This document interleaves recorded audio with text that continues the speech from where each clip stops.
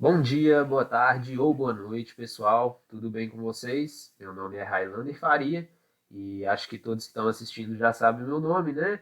E quem não sabe ainda, significa que está assistindo as videoaulas de trás para frente, tá? Então volte lá e assista nossas videoaulas na sequência, ok? Mas não tem problema nenhum assistir fora de sequência, mas assista as anteriores que acho que fará mais sentido, né?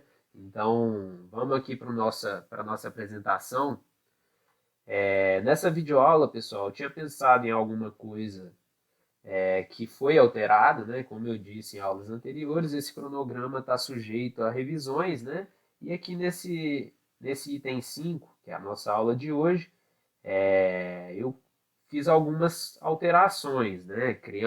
A nossa aula inicial é criando blocos necessários para o projeto fotovoltaico, mas nessa aula, eu acho que no final da aula a gente vai ver esse item, tá? De criação de bloco, mas eu acho que seria muito raso uma aula fazendo simplesmente a criação dos blocos. Então, visto que a gente vai precisar de alguns dados aqui nos diagramas unifilares, diagramas multifilares, eu vou tentar apresentar todos esses dados nessa mesma aula aqui, tá? E ao final da aula a gente vai fazer a criação de bloco lá no AutoCAD, para que a gente familiarize, né, com o CAD. E nessas outras aulas aqui eu vou tentar trazer alguns diagramas para gente ter, para eu apresentar para vocês como se cria as partes físicas dos blocos, né? Na verdade, a aplicação, né, do bloco que a gente vai criar aqui. Então, a gente vai criar aqui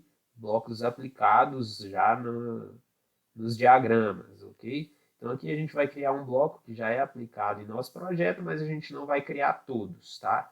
Então aqui eu já vou trazer blocos prontos para que não fique grande a aula e eu vou explicar como cada um é feito, né, rapidamente, e a gente vai montar o nosso diagrama unifilar a partir desses blocos, tá? Então vamos lá. Como eu já disse, né, videoaula 5. E as considerações dessa videoaula, né? Vamos lá, então. Aqui tem a escala, uma consideração que a gente vai levar em conta nessa videoaula, é a unidade considerada no desenho, tá? E a unidade considerada na folha. O que que eu quero dizer quando eu cito isso?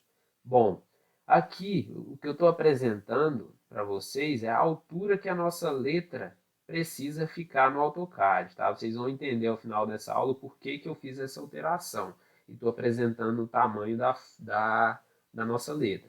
Como a gente viu em aulas anteriores, a gente já tem a nossa escala, né? Que a gente vai fazer a impressão desse desenho de 1:50, que é aquela planta que a gente tratou, salvo engano, na videoaula 3 ou 4, né? Então a gente já tem que uma impressão para aquela planta de 1:50 fica legal. Então a gente vai definir a altura, né, da nossa letra no AutoCAD para representar uma altura dessa letra no papel, tá? Então como a gente faz isso? Porque às vezes você faz uma letra no AutoCAD, e na impressão ela fica uma letra muito grande. Então por isso eu resolvi trazer essa alteração, né? E como a gente vai criar blocos, para cada bloco a gente precisa especificar o que é. Então a gente vai utilizar as letras, ok? Então por isso eu fiz essa colocação nessa etapa da videoaula, tá? Então essa fórmula é a altura da letra, né, no CAD, tá? E como que a gente faz, como que a gente sabe essa altura? Para a gente definir uma altura no papel, a gente precisa estabelecer uma altura que se baseia na escala, tá? E na unidade de impressão. A unidade de impressão também a gente já sabe que é a unidade metro, né?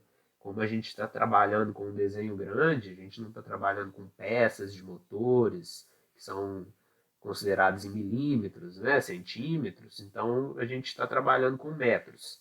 E para metros a gente considera 1.000 centímetros, 100 e por aí vai, ok? Então a nossa altura vai ser igual à nossa escala, de 1 para 50. Então, a gente vai pegar os 50, tá?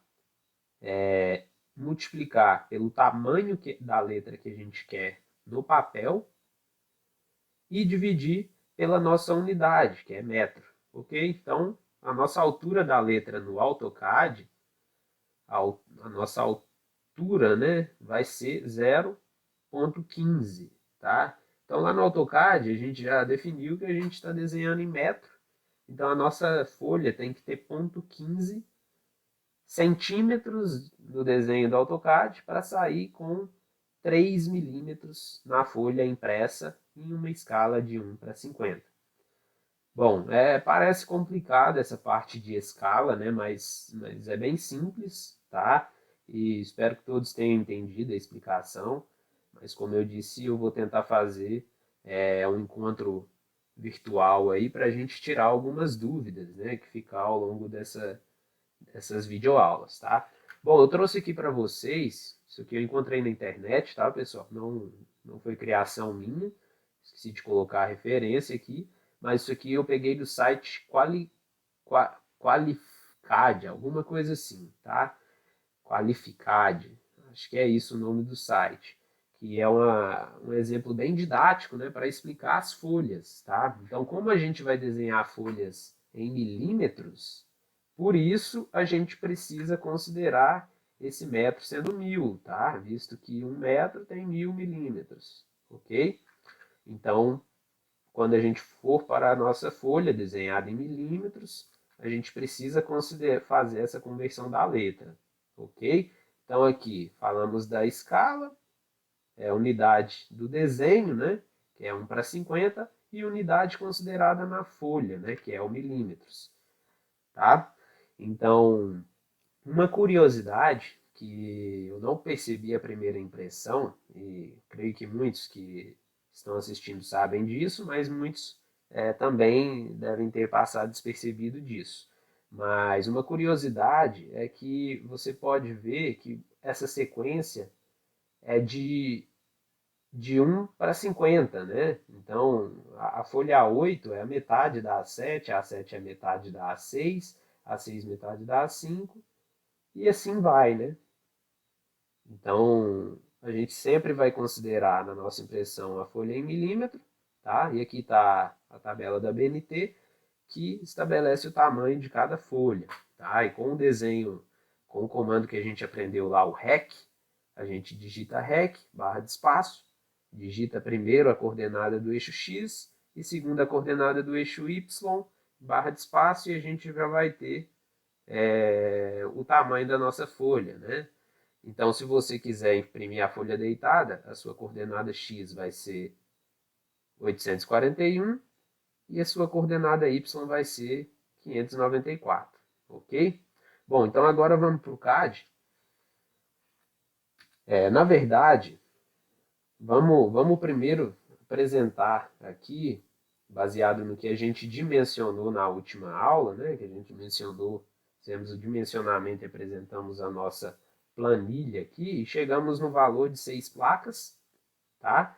Com a potência de 1,6 kW aproximadamente, e vamos pegar um painel de 310, 6 painéis de 310 watts. E aqui no inversor a gente chegou com um range de 20% aí, que a gente vai utilizar um de 1,5 kW, né? Então eu já peguei, já deixei aberto aqui o datasheet para a gente explorar um pouco esse datasheet, tá? Então vamos aqui no datasheet do inversor. Isso aqui também vai ser importante para os nossos blocos, tá, pessoal? Que a gente precisa definir nos nossos blocos, escrever a marca do inversor que a gente vai utilizar. Então vamos pegar esse da Canadian aqui como exemplo, tá? Que é esse CSI 1.5K TL, e tem ele de 3K também, tá? Então a gente vai pegar esse de 1.5, ok? Bom, essa é a curva de eficiência, né, do inversor. E vamos aqui para o datasheet, para as informações técnicas do inversor, né? Aqui tem os dados de corrente de entrada, corrente contínua, né, de entrada, Então aqui, os dados contínuos de entrada, né? Aqui a gente tem a tensão. Essa tensão é a tensão de entrada, tá, pessoal? Do inversor. Então é a máxima tensão de entrada. Se a gente tiver muitos painéis em série, a gente tem que ficar atento a essa tensão, tá? Que está entrando no inversor. Bom, mas como esse inversor é um inversor que tem uma MPPT, que é a Maximum PowerPoint Tracking, né, que é a máximo ponto de potência encontrado, o máximo ponto de potência rastreado, alguma coisa assim, tá? E a gente, então, a chance de passar desse range aqui, baseado nos módulos que a gente está utilizando, é impossível, tá? A não ser que tenha, que meçam a tensão em circuito aberto, mas nem assim a gente vai ver nos dados da placa que nem assim talvez a gente chegue perto dessa tensão, tá? Que é a máxima.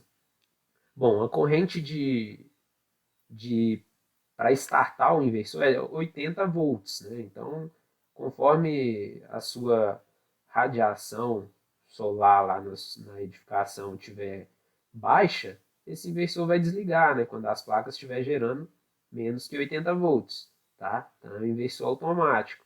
Quando ele chega em 80 volts, quando ele identifica lá que está gerando 80 volts, ele liga e fica gerando ao longo do dia, né? Conforme a gente viu na última aula, existe um período aí do dia que a gente deve considerar, que é de 5,25 horas, né, do nosso dia, tá? Então, esse é o momento de pico, tá, pessoal? Mas ele vai ficar ligado mais que 5 horas ao longo do dia, só que gerando menos, tá? Então, outro dado relevante deixa eu máximo corrente de entrada é 10 amperes, né? A gente vai perceber, hoje em dia já tem algumas placas que são mais de 10 amperes, né? São 11 ponto alguma coisa. E a gente percebe também, uma coisa interessante, eu nem sei se comentei em outras aulas, é que quanto maior a temperatura na nossa placa, menos eficiência a gente tem, né? Isso se dá devido ao aumento de corrente e diminuição da tensão conforme a temperatura, tá? Então, se tiver uma temperatura muito elevada, essa corrente também pode elevar, tá? Isso é um problema, ok? Então a gente tem que ficar atento e a gente não pode utilizar placas, né, que tenha corrente superior a 10 amperes para esse inversor, tá? Bom, corrente AC, né, 1.600 watts, e a corrente de entrada aqui vai ser 1.900. A gente tem que o nosso sistema vai entrar com 1.600 quilowatts, né? Então tá dentro, atende a nossa necessidade, esse inversor, tá? Bom, aqui tem as dimensões dele, então a gente pode considerar essas dimensões no desenho do nosso bloco, no projeto, né? Então vamos para a placa agora. Vamos fazer a análise da placa, tá? Bom, esse é o datasheet da placa, a gente vai usar também da Canadian, de 1.000 volts e 1.500 volts. E vamos para as especificações técnicas. Aqui a gente vamos precisar de alguns dados para desenhar os blocos de placas, né, que são comprimento e largura da placa, tá? Bom, aqui a gente vai considerar esse STC, tá? Isso aqui é referente à temperatura da nossa irradiação, tá? Então, aqui a gente poderia considerar esse, mas a 20 graus tá mais longe da nossa realidade. Então, vamos considerar esse aqui, o STC. Existem algumas explicações teóricas por trás dessa diferença, tá? Mas não vou prolongar tanto, já estou prolongando demais essa aula. E vamos aqui para de 310, que a gente já havia definido aqui na nossa planilha, né? Então vamos analisar as especificações dessa placa de 310. Essas outras aqui, a Canadian também fabrica, né? Mas vamos analisar apenas a 310. Bom, a nominal, potência nominal máxima, né? De 310 watts, potência pico da placa. A tensão de operação dessa corrente 32,9, ou seja, a gente vai ter 6 placas em paralelo, então a gente vai ter 6 vezes 32,9, né? Creio que dê aí acima de 400 volts, tá? Então o que a gente vai receber lá no nosso inversor é algo próximo de 500 volts, tá? No máximo. Na verdade, agora surgiu uma dúvida, né? Vamos ver se, vou pegar uma calculadora aqui, aqui a máxima corrente de entrada é 450, né? Então vamos multiplicar isso aqui por 6 e ver se aquele inversor realmente atende, né? 32,9 vezes 6. Não, estou equivocado. Essa tensão aqui dá 197,4 volts, tá? Então não chega nem perto desses 450, né? Tinha confundido 450 de range do inversor com essa multiplicação aqui. Mas enfim, a tensão de operação, a corrente de operação, né? Máxima, aliás, corrente de operação é 9,43, tá? Então a gente vai utilizar essa corrente para dimensionar também o nosso disjuntor, tá? E aqui também a gente percebe que atende também o nosso inversor por ter a máxima corrente de entrada de 10 amperes. Então aqui nossa placa, como ela está em série, né? Então em série o nosso circuito mantém a mesma corrente. Então a corrente que vai receber no inversor é 9,43, tá? A tensão do circuito aberto, né, aproximadamente 40 volts. Corrente curto-circuito é abaixo de 10 volts, tá? Então a gente percebe novamente que atende esse inversor e mesmo que na hora de fazer o comissionamento, né, que é o teste que você faz antes da ligação do sistema, você faz esse teste de curto-circuito, mas não vai ter nenhum problema, né, visto que o nosso inversor suporta essa corrente de 10 amperes. E esse teste também não é feito com o inversor ligado, tá? É feito com o inversor desligado. No final, vou tentar falar um pouco mais sobre comissionamento, tá? Máxima voltage, né? Então, aqui a gente não precisa mais falar dessa placa, né? Aqui é aquele outro item que eu falei, que a gente não vai trabalhar com esse modo aqui dessa placa, remote, né? A gente vai trabalhar com STC, ok? Nos dados mecânicos dessa placa, a gente vai precisar só das dimensões para desenhar a nossa placa, né? Então, vamos lá para o AutoCAD, para não prolongar mais do que já está prolongando.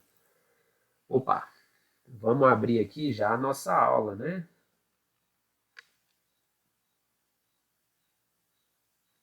Gente, eu estou fazendo uma coisa que não é bom fazer, tá? Em cada aula, o ideal é que a gente salve em arquivos separados, né? O que a gente está fazendo, para manter versões do seu projeto, né?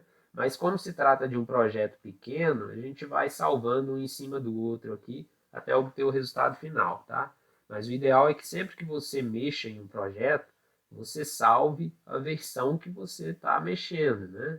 Para você ter uma ideia de quantas vezes você mexeu no projeto até chegar no resultado final, tá? Então vamos aqui fazer primeiro os dados, o bloco da placa, né? Tá. A especificação aqui vou considerar 1,68 m, tá? Por ponto 992. Então vamos para o comando REC. Aqui a gente vai colocar a placa para o norte, tá? Como eu disse na aula anterior, é a melhor eficiência. Então vamos ver se é melhor colocar. Vamos usar o Dimline, é o comando que a gente mede comprimento de algum lugar aqui do AutoCAD, tá? Então aqui tem 2,40 m. 2,40 m cabe duas placas assim, né? Mas eu vou tentar colocar todas assim, para evitar que a sombra dessa platibanda pegue em alguma dessas placas, tá? Porque sempre que a gente tem sombra em uma string, em uma MPPT, a gente perde toda a eficiência da string, tá? Visto que é uma conexão em série. Então elas trabalham em conjunto. Se você tem sombra pegando em cima de uma placa, você tira a eficiência de toda a string, tá? Não somente daquela placa. Então vamos usar o comando rec e fazer .992, né? Aqui é o meu dado do eixo X, tá? Ponto 992. Opa. Vamos fazer no polyline, que vai facilitar. PL, tá? Apertar o F8, orto, ponto 992. Aqui a gente vai colocar 1,68, né? 1,68. Lembrando que no AutoCAD a gente usa ponto, tá, pessoal? Ponto 992 e finalizado. Bom, na norma, ela recomenda que a gente utilize sempre a orientação de onde está o norte, né? Então a gente vai fazer aqui uma orientação, uma seta virada para a nossa orientação norte, tá? Então deixa eu ver se eu criei o layer placas. Não criei o layer placas, né? Então vamos criar aqui rapidinho.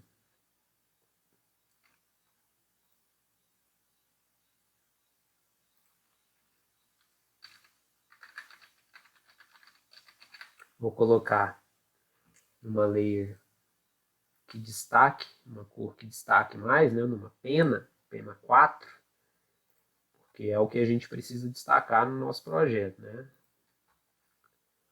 Aí a gente seleciona, vem aqui e coloca na... Isso. Agora, o que a gente pode fazer? Bom, lembrando aqui, pessoal, que se eu tiver selecionado com o layer alvenaria, tudo que eu desenhar é desenhado no layer alvenaria, tá? Então, como eu estou mexendo com a placa, eu vou deixar no layer placas já para não precisar ficar alterando. Então, vamos criar um bloco para essa placa, né?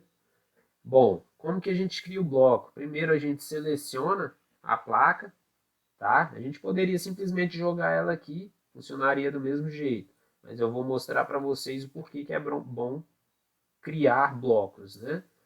Ó, você digita B de blocos, vai aparecer essa janela, a gente vai criar placas 310, tá? Então aqui o pick point, a gente vai selecionar um ponto para a gente ter como referência nessa placa, tá?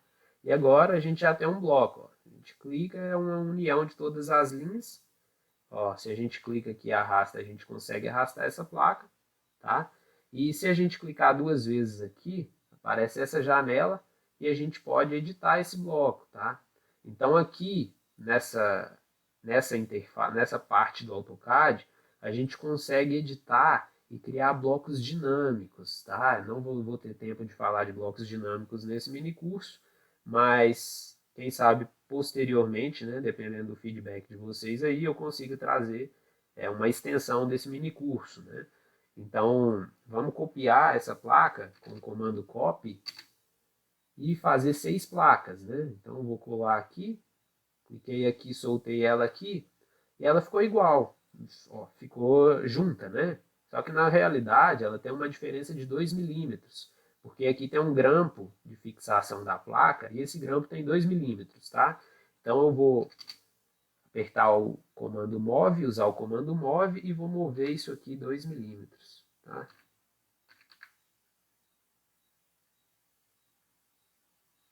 É isso? 2 milímetros? Não. 002.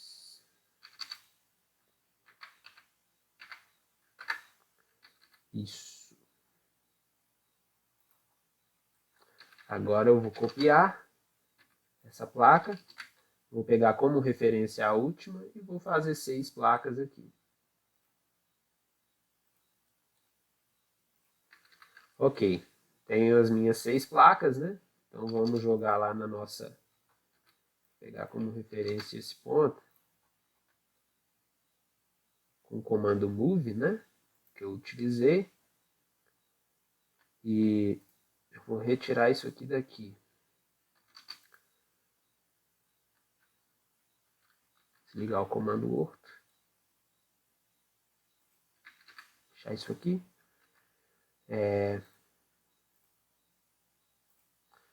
Uma coisa interessante que dá para fazer é o seguinte. Eu selecionei aqui, né? E eu quero selecionar as outras placas, mas eu não quero ficar clicando. Então eu posso utilizar a seleção azul, tá? E seleção azul só seleciona o que tem dentro do retângulo. Outra coisa que eu posso fazer é utilizar o comando select similar, tá? Então você digita select e já vai aparecer. Então ele vai selecionar tudo que é similar a esse bloco que já estava pré-selecionado, tá? Então eu vou ajustar essas placas aqui, de forma que fique ao norte, centralizado, né? E aqui está o nosso layout de placas, tá? E por que que eu fiz bloco de placas? Bom, vou ensinar outro comando para vocês, que é o bcount. Esse bcount, ele simplesmente conta para mim os blocos que tem selecionado. Então, quando você tem essa quantidade de placas, é tranquilo, né? Contar que tem 6 placas, é imediato. Mas quando você tem inúmeras placas, quando você tem uma usina com 6.000 placas, você precisa separar strings, isso é muito importante, tá? Esse comando. Então, você usa o select similar, usa o bcount, você tem o total de placas. Tá? Por isso, a importância de separar e de criar blocos, né? Que você consegue criar, contar os blocos de forma fácil. Tá? Isso vale também para qualquer projeto, tá? Instalações elétricas, se você faz blocos de tomadas para você levantar o material, isso facilita muito. Outro comando interessante é o move e P. Quando eu aperto P, depois que eu uso um comando sem selecionar nada, esse comando seleciona a minha última seleção. Tá? Bem interessante também, né? Agora está selecionado, se eu quiser mover, eu simplesmente clico em alguma referência e movo. Mas eu não quero, né? Então vou apertar o U e OK. Tá, pessoal? Então na próxima videoaula, nessa videoaula a gente aprendeu a fazer os blocos, né? Na próxima videoaula eu vou trazer diagramas pré-desenhados, tá? E a gente vai fazer blocos também desses disjuntores, né, que a gente vai representar nesse diagrama, para no final a gente contar todo o material que a gente utilizou, tá? Então, até a próxima videoaula. Até mais.